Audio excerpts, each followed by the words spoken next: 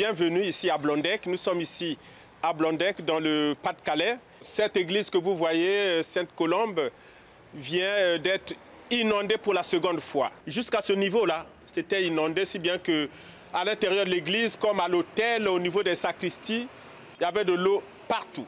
Il y a quelques jours, Blondecq était en alerte rouge. C'est l'une des communes du Pas-de-Calais qui a été la plus touchée par les inondations de début d'année, pour la deuxième fois en à peine 2 mois, du jamais vu depuis les crues de 2004.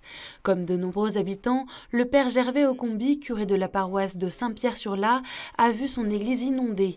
Ici, il y a des images de l'église quand il y avait encore de l'eau, beaucoup d'eau, de la boue aussi. Il y a eu une scène un peu bizarre ici au niveau de l'hôtel. L'hôtel était également inondé. Là, il y avait encore la crèche. Sauf le petit Jésus n'avait pas les pieds dans l'eau. C'est grâce à de nombreux bénévoles et de bonne volonté venus des 4 coins de la paroisse pour nettoyer l'église que les chrétiens de Blondecq vont bientôt pouvoir retrouver leur église. Les chrétiens sont venus de partout, pas seulement des chrétiens, même des gens qui ne prient pas. Il y a eu une solidarité très très forte. En tout cas, ces personnes-là sont venues vraiment nous aider ici au niveau de l'église, que dans nos maisons. Vous voyez, des gens qui sont venus nous aider à racler, à nettoyer, à soulever des meubles. Moi, personnellement, je suis née à Blondecq. J'ai tout fait à Blondecq. Baptême, communion, confirmation, mariage. Il n'y a plus que la fin à faire maintenant. Donc, il faut que je prenne soin de mon église. On est épargnés, nous, donc c'est normal d'aider un petit peu les gens qui sont dans la détresse. On ne se pose pas de questions, en fait, c'est quelque chose qui se fait comme ça, spontanément. Mais lors des premières inondations, moi j'étais chez Christine et son mari Jean-Charles. Oui. Je suis resté là-bas pendant 4, 5, 6 jours. Oui. Donc on revient, on remet des chaises. Face aux rues inondées, aux maisons endommagées et aux habitants à reloger, la mairie est mobilisée sur le terrain. Un adjoint au maire prend des nouvelles de l'église. Oui. Monsieur l'abbé, j'ai une question. L'église a été nettoyée ou pas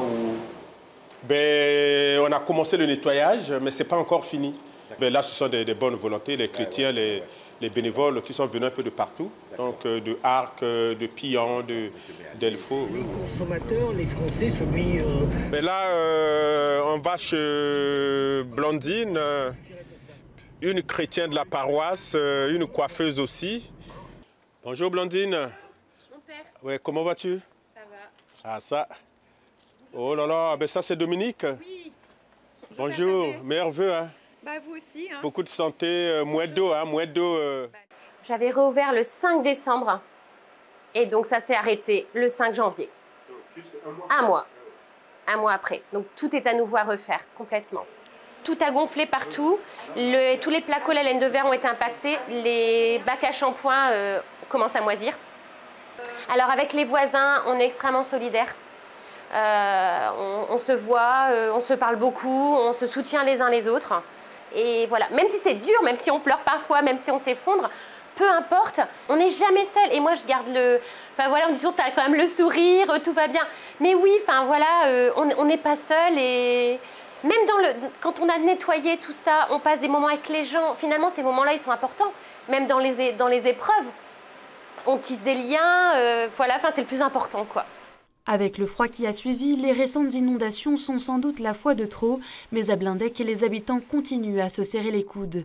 La paroisse de Saint-Pierre-sur-Lard compte quant à elle lancer une quête spéciale. Elle permettra de financer les futurs projets du Secours catholique pour venir en aide aux sinistrés.